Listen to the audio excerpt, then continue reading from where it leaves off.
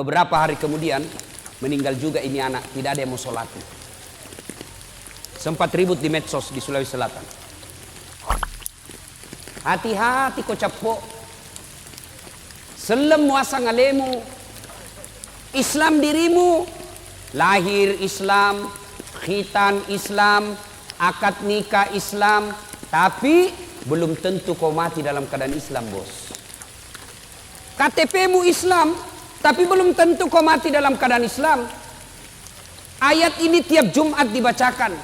Tidak sah khutbah Jumat kalau tidak dibaca ayat ini. Jangan kamu mati illa kecuali wa antum muslimun, dalam keadaan beragama Islam. Berarti ada orang Islam matinya kafir. Siapa mereka? Insya Allah kita tidak akan mati dalam keadaan lagi sabung ayam. Judi, sabung ayam. Tiba-tiba digrebek sama Kapolsek. Dikejar sama polisi. Lari, tembak peringatan. Pak! Masih lari, tembak lagi. Pak! Masih lari, tembak lagi. Pak! 3 kali tembak peringatan. Masih lari. Ditembak kakinya. Tung! Kakinya ditembak, kepalanya dikena. Polisi India. Insya Allah kita tidak akan mati dalam keadaan berjudi. Tapi yang bisa membuat kita mati dalam keadaan kafir apa? Mulut. Habis mabuk, lempox, campur lem tikus. Beleng-beleng. Bayangkan lempox dan campur lem tikus. Saya bilang campur kau juga lem Korea, ndak bisa terbuka mulutmu dong.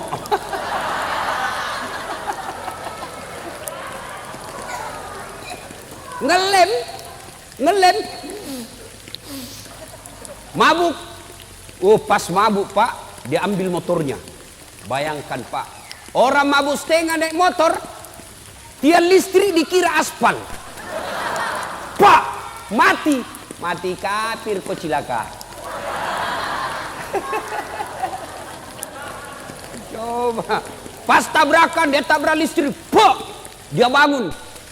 Siapa kasih pindah tiang listrik di sini? Bisa pintu tiang listrik dikasih pindah. Insya Allah kita tidak akan mati dalam keadaan berzina.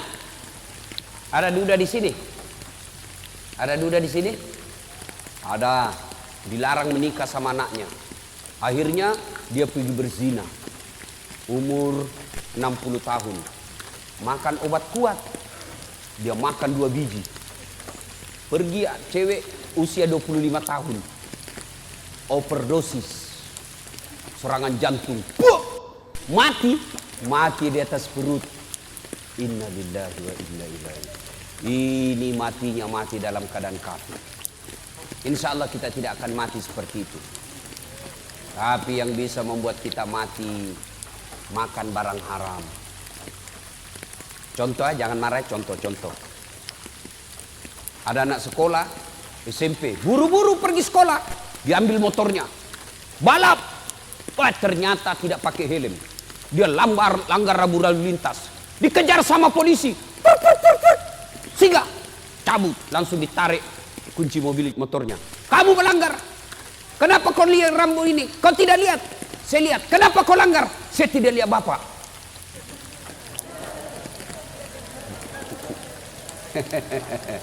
Tell me lagi ini adik-adik. Aduh, telat mikir. Nah ini 250.000 di sidang. Bahwa tidak ada uang itu Pak, atur damai. Nah 50.000. Mana ada uang saya 50.000 Pak? Saya cuma punya uang 30.000. Ah sudah tidak ada uangnya, melanggar lagi. Jadi bagaimana? Nah sudah. Mari 20.000, kau ambillah 10.000 beli bensin.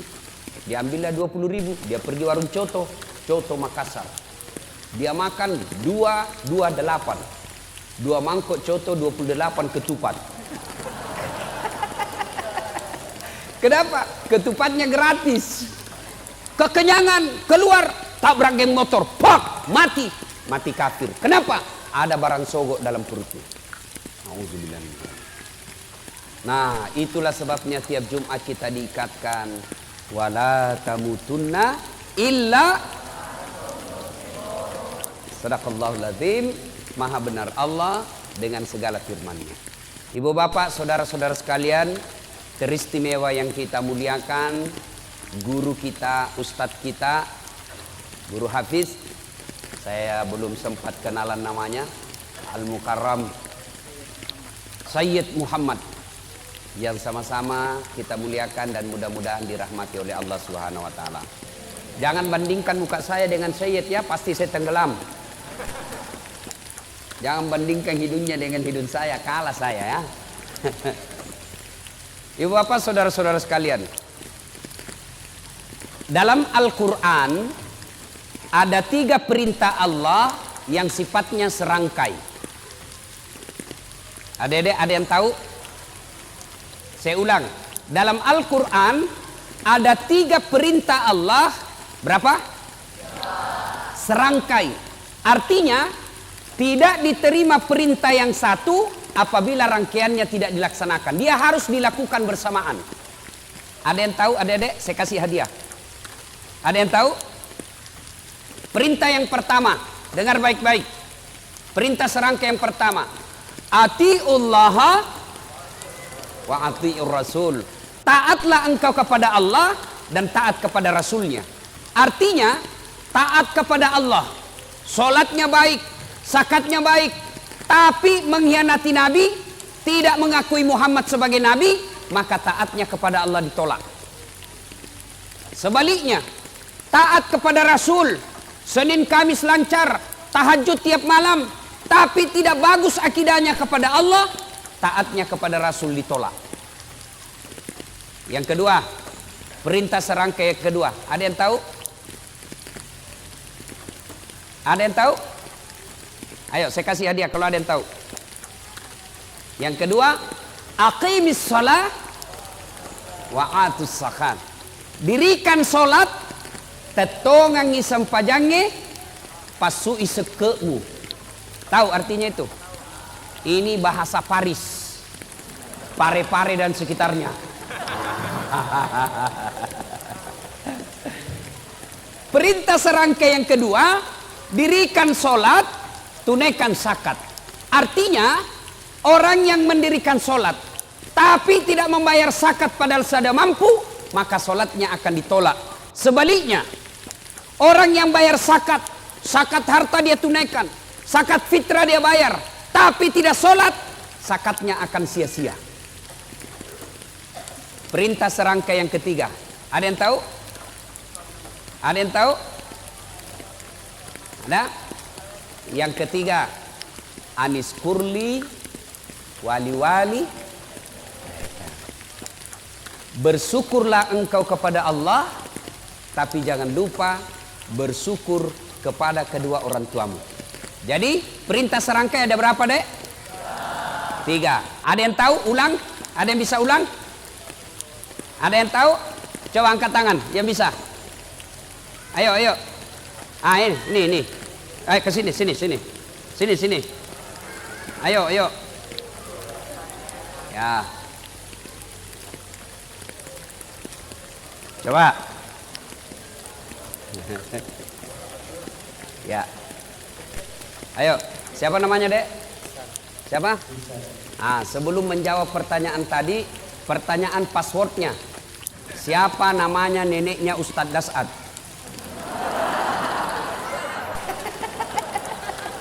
Ayo, siapa? Ah, lain kali kau jawab saja, sembarang saja kau sebut, belum tentu ini semua tahu. Oke. Ah, jawaban yang tadi apa itu? 1. Artinya taat kepada Allah dan taat kepada Rasul. Yang kedua, Sholat, zakat.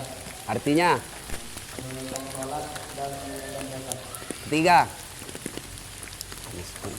Aniskurni wali-wali. Ah, artinya Bersyukur kepada Allah dan juga bersyukur kepada kedua orang tua. sudah betul? Betul? Nah, dapat hadiah. Ah.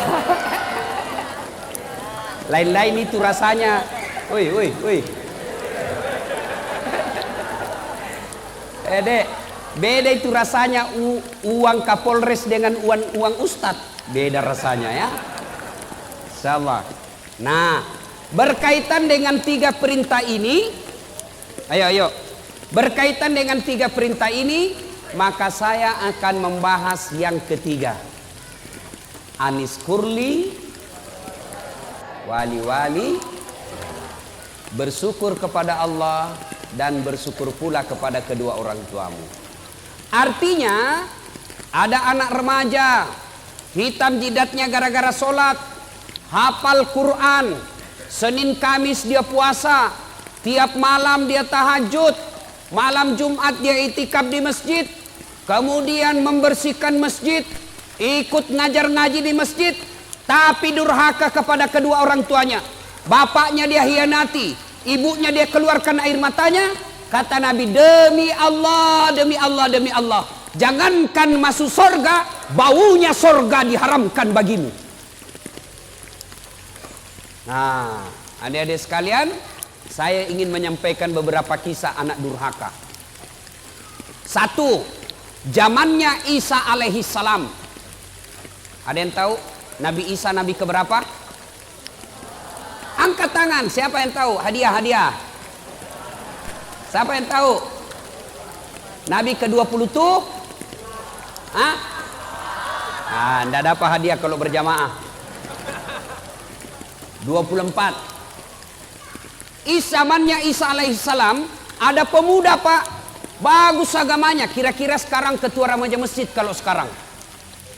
Ibadah saja kerjanya, bagus amalnya, akhlaknya baik. Iblis sentimen. Kalau ada orang yang baik agamanya, bagus akhlaknya, maka iblis kepanasan. Maka iblis menghasut satu kampung. Dia datangilah satu kampung itu. Kau lihat itu, namanya Jurais. Kalau kau biarkan, maka anak muda akan beriman bersama mereka. Akhirnya apa? Rapat ini orang kampung. Saudara-saudara sekalian, bagaimana ini Jurais? Makin hari, makin banyak yang simpati sama dia. Bagaimana caranya dihabisi ini? Ada yang usul, bagaimana kalau kita sogok dia duit? Tidak mempan, dia bukan mata duitan. Bagaimana kalau kita sogok dia jabatan? Tidak mempan, dia tidak gila jabatan. Lalu ada yang urus usul, Jurais kan anak muda. Jadi gimana? Kirim cewek paling kece, kirim cewek paling seksi, bayar dia, suruh goda Jurais. Akhirnya apa? Jurais, apa dosanya Jurais sehingga dihukum Allah? Suatu ketika lagi sholat sunnah, Allahu Akbar, dipanggil sama ibunya, Jurais, Jurais sini kamu. Bingung Jurais, saya sholat atau jawab panggilannya ibuku. Dipanggil kedua kalinya ibunya, Jurais, sini kamu. Jurais tidak menjawab, bingung, saya lanjutkan atau saya sholat. Akhirnya apa? Dipanggil 3 kalinya, Jurais, sini kamu. Tidak menjawab. Ibunya pun tidak tahu kalau Jurais lagi sholat. Marah ibunya lalu bersumpah. Marah ibunya dan bersumpah, ya Allah, setengah mati aku hamilkan. Ibu-ibu masih ingat waktu hamil? Masih ingat? Bu, halo ibu, masih ingat waktu hamil? Enak enggak? Oh, itu ibu-ibu hamil pak, enggak ada enaknya. Jalan setengah mati, duduk setengah mati, tidur sebelah kanan nyamping sesak napas, nyamping kiri poso. Satu saja gayanya kalau sudah hamil, gaya pasrah. Coba, dia bilang ibunya, Jurais, setengah mati ku hamilkan, setengah mati ku lahirkan. Ibu-ibu masih ingat waktu melahirkan? Ada ndak ibu-ibu melahirkan senyum? Ada ibu-ibu melahirkan keluar kona, tidak, pasti setengah mati.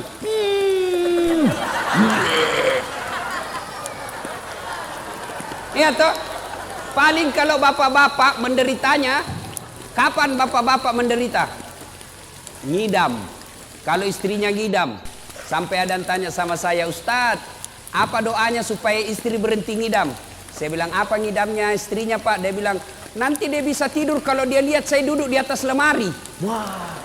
Jadi kalau istrinya mau tidur jam 10, setengah 10 sudah naik suaminya di atas lemari. Saya bilang, berhenti kau nak kasih bodoh-bodoh kau itu.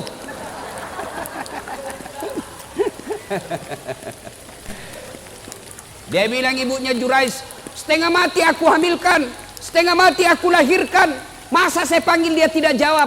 Ya Allah, keluar sumpahnya ibunya Jurais. Jangan mati Jurais sebelum ketemu orang jahat. Ibu-ibu, kalau ibu-ibu bersumpah, arasnya Allah bergetar. Maka ibu kalau marah sama anaknya, jangan sembarang sumpah. Ini ibu-ibu biasa kalau marah sama anaknya kan keluar sumpah-sumpahnya tidak enak. Kurang ajar, setan. Nah bilang anaknya, bleh. Masa anaknya dibilang setan? Kurang ajar, kambing. Bleh. Jadi ibu kalau marah sama anaknya, boleh marah tapi jangan keluar sumpah yang jelek-jelek. Boleh keras suara tapi sumpahnya yang bagus-bagus. Anak saya kurang ajar betul. Mudah-mudahan kau jadi ustadz seperti Dasat Latif. Boleh sumpah seperti itu. Mudah-mudahan kau jadi dokter yang soleh. Sumpah seperti itu. Jangan sumpah yang tidak enak. Kurang ajar. Mudah-mudahan nak tabrak kau beca. Betul lah beca. Saudara yang saya hormati, pendengar di Facebook saya berada di Masjid At-Taubah Kota Batam. Ini ada santri di sini penghafal Quran, kurang lebih 150 orang. Mudah-mudahan santri-santri ini menjadi pemimpin bangsa Indonesia, supaya bangsa Indonesia bersih dari koruptor, bersih dari pembohong. Masih mau kok? Nah, akhirnya ibunya Jurais bersumpah, ya Allah jangan mati Jurais ketemu orang jahat. Arasnya Allah bergetar, dikabulkan. Akhirnya apa? Jurais difitnah, dikirimi cewek. Jurais dalam masjid, ini cewek datang, dia goda Jurais. Jurais, ayo kita main. Kata Jurais, haram. Gratis, haram. Gratis, haram. Tidak seperti anak Indonesia, haram, gratis. Ayo Pak Dek.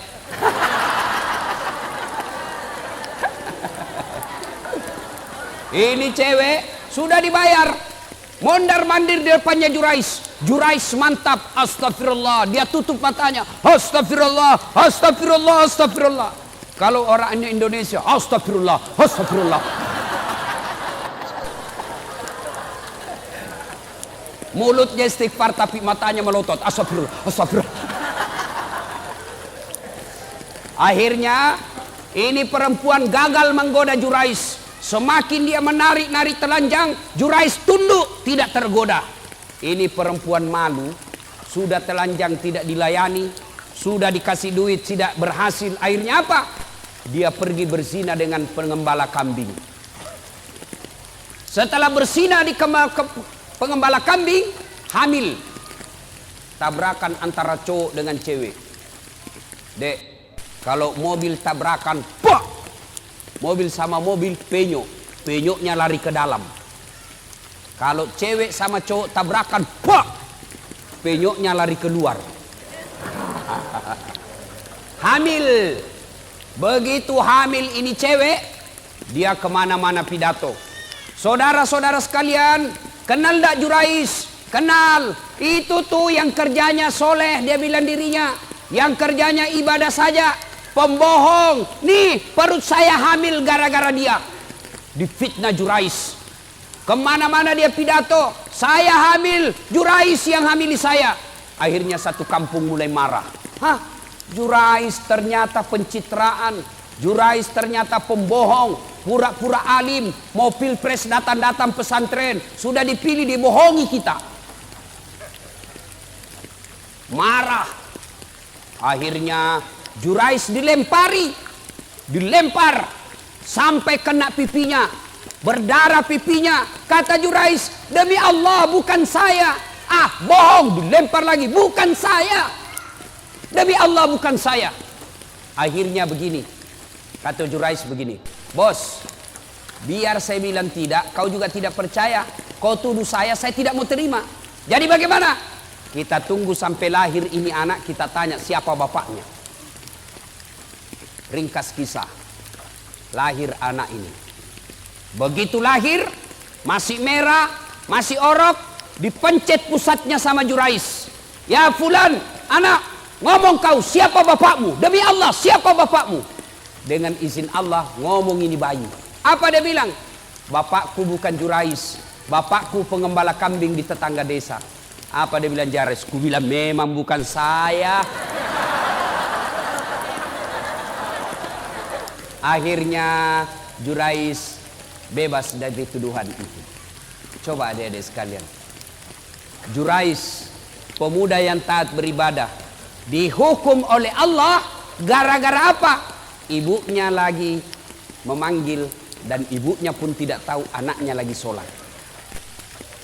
Itulah sebabnya ada 11 kewajiban anak kepada orang tua. Satu diantaranya adalah menjawab panggilannya. Ustadz, bagaimana kalau kita lagi sholat Ustadz, dipanggil sama ibu? Maka kalau dia laki-laki, misal baco. Orang Bugis itu kalau anak laki-laki baco. Kalau perempuan ece. Banyak orang Bugis di sini? Banyak. Jago ini orang Bugis Pak. Kemana-mana saya ketemu orang Bugis. Saya ke Pulau Kijang, banyak orang Bugis. Saya ke Guntung, banyak juga orang Bugis. Saya pergi pelosok Kalimantan Timur, ketemu banyak juga orang Bugis. Saya pergi Singapura, ada Bugis Street. Saya pergi Sabah Sarawak, banyak juga orang Bugis. Begitu saya masuk penjara, banyak juga orang Bugis. Penceramah juga malam ini orang Bugis juga. Wah. Ibu bapak saudara-saudara sekalian, Jurais dihukum oleh Allah gara-gara apa? Dipanggil ibunya dia tidak menjawab padahal dia lagi sholat. Nah, bertanyalah orang, Ustadz, kalau lagi sholat dipanggil ibu, bagaimana caranya menjawabnya? Kalau dia laki-laki, Rahman, maka jawabnya Allahu Akbar. Panggil lagi, Rahman, Allahu Akbar. Tapi kasih tahu ibunya dulu. Besok-besok ibu, kalau ibu panggil saya Rahman, saya bilang Allahu Akbar, berarti saya lagi sholat. Karena kalau ibunya tidak tahu masalah agama, Rahman, Allahu Akbar, kurang ajar. Dipanggil dia takbir. Oh Rahman, Allahu Akbar, kurang ajar betul ini anak. Itu tapi jangan juga pura-pura bos. Dia tidur, Rahman, Allahu Akbar. Padahal dia tidur, wah dongok-dongok.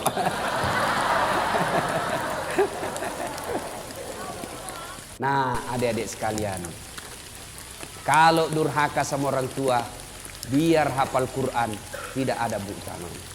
Tapi saya yakinnya, ini adik-adik semua nih yang hadir di sini, saya yakin masuk hafal Quran salah satu tujuannya karena ingin membahagiakan orang tua. Ya kan? Ya dek ya? Adik-adik sekalian, hafal Quran sudah dapat pahala. Diharamkan disentuh api neraka bagi mereka yang hafal Quran. Diharamkan disentuh api neraka. Yang kedua, dengan hafal Quran, maka adik-adik sekalian akan memberikan jubah ke ibunya nanti di akhirat.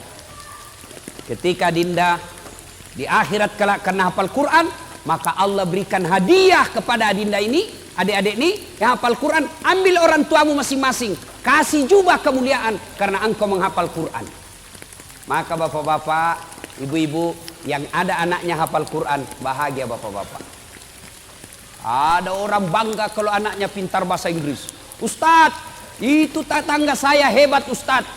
Masih kelas 1 SMP sudah hafal, sudah pandai bahasa Inggris. Kelas 3 dia sudah lancar bahasa Inggris. Apa hebatnya? Banyak yang pintar bahasa Inggris Pak. Mana buktinya? Bapak jalan ke Inggris. Anak-anak di Inggris bahasa Inggris semua Pak. Betul. Betul, saya tidak main-main Pak. Itu anak-anak di sana baru baru belajar bicara sampai pikun bahasa Inggris semua Pak. Tidak tahu dia bahasa Bugis. Tidak usah, apa hebatnya pintar bahasa Inggris. Memangnya nanti kalau kita meninggal, anak kita sudah kita masuk kubur, anak berdoa, oh my God, please help me my mother. Tidak lah, ya. Lebih baik anak kita hafal Quran. Sekarang itu anak durhaka zaman dulu. Sekarang bagaimana model anak durhaka? Jam berapa Isya Ustaz? Berapa menit lagi? 2 menit lagi. Oh sudah habis berarti. Anak durhaka abad modern. Kira-kira tahun lalu di Sulawesi Selatan. Ada anak usia 22 tahun. Lepas dari di apa itu opname karena dia penyakit diabetes. Masuk di opname, keluar opname, besoknya langsung mau pergi naik motor. Dilarang sama ibunya. Nah, kau baru keluar dari rumah sakit makan ongkos. Kalau kau keluar sakit lagi kamu, jangan kau keluar nak. Saya mau keluar, dilarang sama ibunya. Marah ini anak, dia tempeleng ibunya. Ditempeleng ibunya, dilihat sama bapaknya. Kurang ajar ini anak. Mamanya ditempeleng. Datang bapaknya, dia pukul, melawan ini anak. Bapaknya usia 60 tahun, ini anak usia 22 tahun. Duel berkelahi. Jatuh bapaknya, pingsan, dia seret masuk ke gudang, dia cungkil 2 belah mata bapaknya. Meninggal bapaknya Pak. Meninggal bapaknya. Tangkap sama polisi. Beberapa hari kemudian, meninggal juga ini anak, tidak ada yang mau sholati. Sempat ribut di medsos di Sulawesi Selatan. Anak durhaka zaman sekarang. Apalagi anak durhaka. Saya mau pergi ceramah di Sulawesi Selatan, mau pergi takziah. Tiba-tiba ada ibu-ibu menangis. Ustaz, tolong datang ke rumah saya Ustaz. Nangis, Ustaz, tolong bantu saya. Kenapa ibu? Tenangkan ibu, tarik nafas. Tenang ibu, meninggal suamiku Ustaz. Tolong datang ke rumah, saya tidak tahu urus bagaimana cara. Saya bilang, bagaimana? Mana semua anak-anaknya? Anakku sibuk semua Ustaz. Saya datanglah ke rumah itu. Begitu saya datang di rumahnya, saya bilang, Bu, mana nomor teleponnya anaknya? Saya minta nomor telepon anaknya, lalu saya teleponlah anaknya yang pengusaha di Samarinda. Orang kaya di Kalimantan. Tabe, Daeng, meninggal bapaknya. Apa kata ibu bapaknya? Daeng, ada berita duka, meninggal bapaknya di Makassar. Apa kata anaknya? Oh, sudah lama memang sakit itu bapakku Ustaz. Jadi saya bilang, jadi bagaimana Daeng? Ditunggu atau tidak? Apa jawabannya? Tidak usah ditunggu Ustaz. Biar saya pulang tidak merubah keadaan. Jadi bagaimana? Silakan kirim SMS nomor rekeningnya Pak Ustadz. Biaya pemakaman dan pengurusan jenazah saya transfer, Ustadz saja yang ngurus. Anak durhaka Pak. Bapak mau punya anak seperti itu? Mau punya anak seperti itu? Tentu tidak mau. Mau punya anak yang soleh dan soleha? Mau punya anak yang soleh dan soleha? Masukkan ke pondok anak kita. Coba kalau anak kita di pondok Pak. Coba anak kita di pondok, sholat 5 waktunya berjamaah, makannya jelas halal, ucapan-ucapannya jelas tidak pernah bicara kotor, jelas dia tidak akan tersentuh oleh yang bukan muhrimnya, makanannya bagus, meskipun barangkali tempe, meskipun ala kadarnya, tapi halal. Tapi kalau anak kita di luar, mungkin di rumah makanannya ayam, tapi kalau dia keluar rumah, apa yang dimakan? Narkoba, lem pox, lem Korea. Ibu bapak saudara-saudara sekalian, banyak hal yang ingin kita sampaikan, tapi waktu Isya yang telah sampai. InsyaAllah lain waktu dan kesempatan kita lanjutkan. Adik-adik sekalian, inilah tausiah kita, mudah-mudahan ada manfaat.